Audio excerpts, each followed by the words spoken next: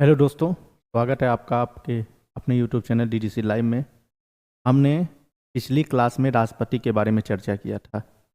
अब हमारा जो अगला टॉपिक है वह है उपराष्ट्रपति। मतलब भारत के संविधान में जो कार्यपालिका है संघ की, उसके जितने भी महत्वपूर्ण अंग हैं उसमें जो दूसरे नंबर का अंग है उस पद का नाम है उपराष्ट्रपति, जिसे हम वाइस प्रेसिडेंट कहते हैं। संघ की कार्यपालिका में क्या क्या थे? राष्ट्रपति था, उपराष्ट्रपति था, प्रधानमंत्री था, प्रधानमंत्री को सहायता करने वाली मंत्रिपरिषद थी, और सबसे अंतिम नंबर पे था महान्यायवादी। राष्ट्रपति के बारे में हमने चर्चा कर ली। अब अगला जो विषय है वह है उपराष्ट्रपति। उपराष्ट्रपति का जो पद है वो भारतीय संविधान के अनुच्छेद 63 से लेकर अनुच्छेद 71 तक है। मतलब आप भारत का संविधान पढ़ेंगे, उस भारत के संविधान में जो आर्टिकल है, आर्टिकल 63 से लेकर 71 तक सिर्फ उपराष्ट्रपति के पद के बारे में बताया गया है कि उपराष्ट्रपति का पद कैसा है, उसकी नियुक्ति होगी कि निर्वाचन होगा, उसकी योग्यता क्या है, उसके निर्वाचक मंडल में कौन शामिल होगा, और सबसे अंतिम नंबर उसको शपथ कौन दिलाएगा, उसके शपथ और प्रतिज्ञा का उल्लेख सब भारतीय संविधान के अनुच्छेद 63 से लेकर कहाँ तक किया गया? अनुच्छेद 71। सबसे पहला सबसे महत्वपूर्ण जो अनुच्छेद है वह है अनुच्छेद 63। जब आप भारतीय संविधान का अनुच्छेद 63 पढ़ेंगे तो उसमें बताया गया है कि संघ का एक उपराष्ट्रपति होगा।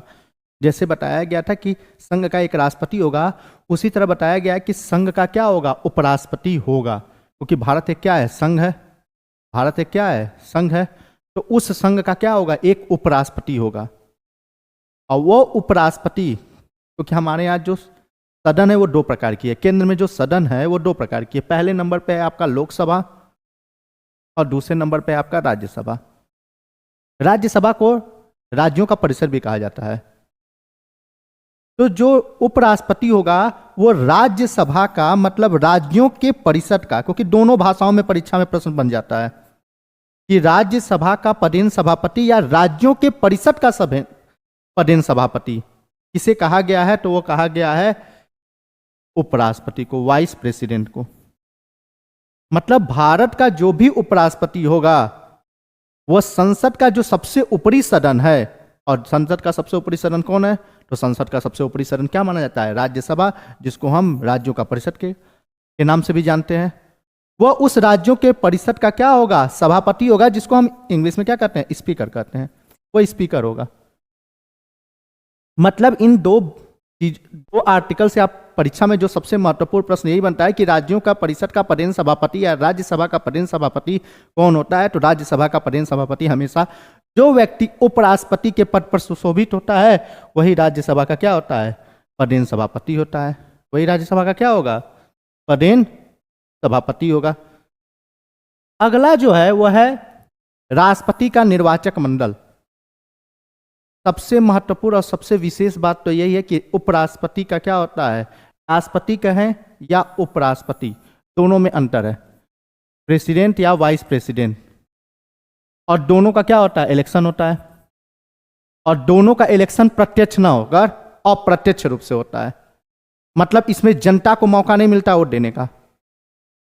इसका एक निर्वाचक मंडल बनाया गया। जैसे आप राष्ट्रपति का निर्वाचक मंडल पढ़े पिछली क्लास में, आज हम किसके बारे में पढ़ेंगे? उपराष्ट्रपति के निर्वाचक मंडल के। उपराष्ट्रपति के निर्वाचक मंडल में जो सबसे महत्वपूर्ण एक ही लाइन है वह है संसद के सदस्य। और संसद के सदस्य, संसद क्या है? उसके दो सदन है, एक है लोकसभा और एक है राज्यसभा। एक है हाउस ऑफ द पीपुल, एक है council of the state. Lok Sabha और राज्यसभा के जितने भी सदस्य होते हैं वो उपराष्ट्रपति के निर्वाचक मंडल में क्या होते हैं? शामिल होते हैं।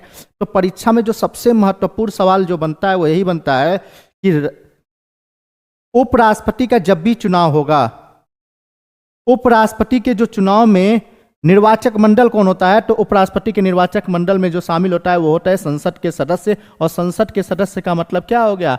वो जो इलेक्टेड होंगे वो भी, और जो मनोनीत होंगे वो भी। जो निर्वाचित होंगे वो भी और जो मनोनीत होंगे वो भी। और संसद में दो सदन है, एक है लोकसभा और एक है राज्यसभा। दोनों के निर्वाचित और मनोनीत सदस्यों को क्या किया जाता है? उपराष्ट्रपति के निर्वाचक मंडल में शामिल किया जाता है। मतलब जब भी उपराष्ट्रपति का चुनाव होगा तो संसद के जितने भी सदस्य हैं वो सभी सदस्य क्या करेंगे? उपराष्ट्रपति के चुनाव में वोट देंगे। अगला जो है वो है, जब भी उपराष्ट्रपति का चुनाव होता है तो उसके निर्वाचक मंडल में जितने लोग शामिल होते हैं, जैसे मान लीजिए आपका पहले नंबर पे क्या है, संसद के सदस्य में लोकसभा और राज्यसभा के बारे में बताया गया। तो अगला है, जब भी उपराष्ट्रपति का चुनाव होगा तो उसमें जो योग्यता बताई गई, उपराष्ट्रपति का चुनाव जब भी होगा तो उसकी क्या क्या योग्यता है। उपराष्ट्रपति के चुनाव में जब भी कोई नामांकन दाखिल करने जाएगा, अपना चुनाव लड़ने जाएगा, तो उस चुनाव में उस व्यक्ति का जो भी उम्मीदवार है, जो भी कैंडिडेट है, उसकी क्या क्या योग्यता होनी चाहिए, उसका भी उल्लेख भारत के संविधान में किया गया। मतलब कहें तो उपराष्ट्रपति की योग्यता का उल्लेख भारतीय संविधान के अनुच्छेद 66 के उपखंड 3 में किया गया है। जैसे राष्ट्रपति की योग्यता बताई गई थी भारत के संविधान में, उसी तरह उपराष्ट्रपति की योग्यता भी बताई गई। इसमें सबसे पहले नंबर पर भारत का नागरिक होना चाहिए। जो व्यक्ति भारत का नागरिक है, पहला जो कंडीशन है उपराष्ट्रपति की योग्यता में वह है भारत का नागरिक। दूसरे नंबर पे जो इसकी योग्यता बताई गई है वो बताई गई है 35 वर्ष क्या हो चुकी हो, पूरी हो चुकी हो। मतलब वही व्यक्ति चुनाव लड़ सकता है जो भारत का नागरिक हो और साथ ही साथ उसकी उम्र क्या हो चुकी हो, 35 वर्ष पूरी हो चुकी हो। और सबसे अंतिम नंबर पे है वो है राज्यसभा का सदस्य बनने की क्या रखता हो, योग्यता रखता हो।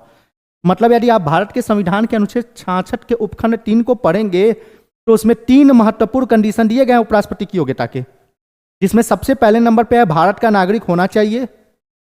दूसरे नंबर पे बताया गया कि उम्र क्या हो चुकी हो, 35 वर्ष पूरी हो चुकी हो। और तीसरा जो टर्म एंड कंडीशन है, यही परीक्षा में पूछा जा सकता है कि राज्यसभा का सदस्य बनने की योग्यता रखता हो। जैसे आपने राष्ट्रपति की योग्यता पढ़ा तो उन दोनों बातों में ये दोनों बातें क्या है, सेम टू सेम है। दोनों बातों को इक्विवेलेंट क्या कर दिया गया, उतार दिया गया। लेकिन जो तीसरे नंबर पे है वह है राज्यसभा। उसमें लोकसभा के बारे में बताया गया राष्ट्रपति में, और उपराष्ट्रपति में राज्यसभा के बारे में बताया गया है कि राज्यसभा का सदस्य बनने की योग्यता रखता हो। और किस अनुच्छेद में उल्लेख किया गया, अनुच्छेद 66 के उपखंड 3 में। जब आप भारतीय संविधान का अनुच्छेद 66 का उपखंड 3 पढ़ेंगे तो उसमें क्या बताया गया है, उपराष्ट्रपति की योग्यता बताई गई है। एक में निर्वाचक मंडल और एक में क्या योग्यता। निर्वाचक मंडल की बात होगी तो सिर्फ एक लाइन याद करें, संसद के जितने भी सदस्य हैं वो निर्वाचित हो या मनोनीत हो, उन सभी को उपराष्ट्रपति के निर्वाचक मंडल में क्या किया गया है, शामिल किया गया है। और जब उपराष्ट्रपति का चुनाव संपन्न हो जाता है, कोई व्यक्ति उपराष्ट्रपति के पद पर निर्वाचित हो जाता है, तो उसकी पदावधि, उसका कार्यकाल कितना वर्ष है, कार्यकाल को ही हम क्या कहते हैं, पदावधि कहते हैं। तो जिस दिन वो व्यक्ति अपने पद पर सुशोभित होगा, मतलब जिस दिन वो व्यक्ति उपराष्ट्रपति के पद पर सुशोभित होगा, उस दिन से वो 5 वर्ष तक उपराष्ट्रपति के पद पर क्या करेगा, कार्यभार संभालेगा। मतलब कहा जाए उपराष्ट्रपति की जो पदावधि होती है, उपराष्ट्रपति का जो कार्यकाल होता है वो कितने वर्ष का होता है, 5 वर्ष का होता है। अपने पद पर जाने से और पद पर जिस दिन चले गए उस दिन से क्या 5 वर्ष तक। तो दूसरा बात जब पूछा जाता है कि पदावधि मतलब कार्यकाल कितने वर्ष होता है, 5 वर्ष, किस अनुच्छेद में बताया गया है, अनुच्छेद 67 में बताया गया है उपराष्ट्रपति का कार्यकाल। अब आते हैं, जब भी कोई व्यक्ति उपराष्ट्रपति के पद पर सुशोभित हो जाएगा, यदि कोई व्यक्ति उपराष्ट्रपति के मतलब कहा जाए, यदि उपराष्ट्रपति के शपथ का यदि बात की जाए कि भारत के संविधान में उपराष्ट्रपति के पद को जो बताया गया है उसको शपथ का उल्लेख कहाँ पे किया गया है, तो उपराष्ट्रपति के शपथ का उल्लेख किया गया है भारतीय संविधान के अनुच्छेद 69 में। जब आप जैसे राष्ट्रपति के शपथ का उल्लेख कहाँ किया गया था, भारतीय संविधान के अनुच्छेद 60 में बताया गया था कि राष्ट्रपति को उसके पद तथा गोपनीयता की शपथ कौन दिलाएगा। तो उसी तरह उपराष्ट्रपति के शपथ का जो उल्लेख किया गया है वो किया गया है 69 में। भारतीय संविधान का अनुच्छेद 69 उपराष्ट्रपति के शपथ तथा प्रतिज्ञान का क्या करता है, वर्णन करता है। सबसे अंतिम नंबर पे जो कॉन्सेप्ट है वह है उपराष्ट्रपति पर महाभियोग। महाभियोग का शाब्दिक अर्थ होता है हटाने की प्रक्रिया। महाभियोग का जो शाब्दिक अर्थ होता है वो होता है हटाने की प्रक्रिया। राष्ट्रपति पर महाभियोग भी लगाया जाता है, यदि वो संविधान का उल्लंघन कर रहा है तो उसके खिलाफ हम महाभियोग लगा सकते थे। उसी तरह यदि उपराष्ट्रपति भी संविधान के अनुरूप कार्य नहीं कर रहा है तो उसके खिलाफ भी हम महाभियोग ला सकते हैं। और महाभियोग का मतलब ही होता है हटाने की प्रक्रिया। कोई व्यक्ति स्वेच्छा से अपने पद से हट सकता है। जैसे उपराष्ट्रपति को यदि अपने पद से हटना होगा तो वो स्वेच्छा से भी हट सकते हैं। उपराष्ट्रपति अपना त्यागपत्र किसको दे देंगे? राष्ट्रपति को संबोधित कर देंगे, प्रेसिडेंट को संबोधित कर देंगे। यदि वो व्यक्ति राष्ट्रपति को अपने त्यागपत्र संबोधित करके प्रेषित कर दिया और वो त्यागपत्र एक्सेप्ट हो गया तो मान लिया जाएगा क्या है, अब वो उस पद पर नहीं है। लेकिन यदि उनको हटाना होगा तो हटाने की जो प्रक्रिया है वो पूरी प्रक्रिया कहाँ बताई गया? अनुच्छेद 67 के उपखंड 2 में। जब आप भारतीय संविधान का अनुच्छेद 67 पढ़ेंगे तो उसमें बताया गया कि किस तरह आप उसको हटाएंगे।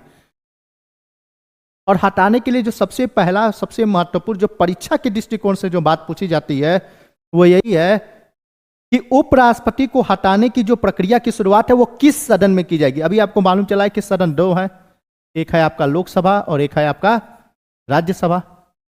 जब राष्ट्रपति पर महाभियोग लगाया जाता तो संसद के किसी भी सदन में महाभियोग का प्रस्ताव लाया जा सकता था, लेकिन उपराष्ट्रपति के खिलाफ यदि महाभियोग लाना है, उसको हटाना है, तो वह प्रस्ताव सिर्फ एक सदन में आएगा। उस सदन का नाम क्या है? राज्य परिषद, मतलब राज्यसभा। राज्यसभा में ही आप उस प्रस्ताव को ला सकते हैं। तो परीक्षा में प्रश्न बनता है कि उपराष्ट्रपति पर महाभियोग लगाने का प्रस्ताव किस सदन में लाया जाता है?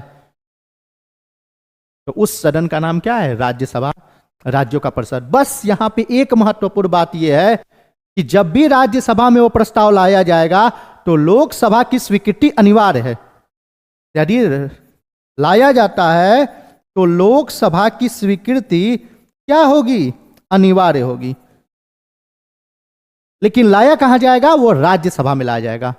और जब भी उपराष्ट्रपति के खिलाफ महाभियोग का प्रस्ताव राज्यसभा में लाया जाता है तो उपराष्ट्रपति को, जिस व्यक्ति के खिलाफ आप ये महाभियोग का प्रस्ताव ला रहे हैं, हटाने की प्रक्रिया का प्रस्ताव ला रहे हैं राज्यसभा में, उस व्यक्ति को 14 दिन पहले सूचित करना क्या है? जरूरी है। मतलब आपको उपराष्ट्रपति को 14 दिन पहले बताएंगे कि हम आपके खिलाफ क्या कर रहे हैं? महाभियोग का प्रस्ताव ला रहे हैं। और उस प्रस्ताव को कहां लाएंगे? राज्यों के परिषद में। लोकसभा की स्वीकृति क्या है? अनिवार्य है। और जब वहां पे उस प्रस्ताव को पास करा लिया जाता है तो यह मान लिया जाता है कि वो व्यक्ति, वर्तमान में जो उपराष्ट्रपति हैं जिनके खिलाफ यह महाभियोग का प्रस्ताव लाया गया है, अब उस महाभियोग के प्रस्ताव को पूर्ण होने पर अब उस पद पर नहीं होंगे। यदि वो प्रस्ताव पास हो जाता है तो वो उस पद पर नहीं होंगे। ये था आपका सबसे महत्वपूर्ण था क्या? उपराष्ट्रपति।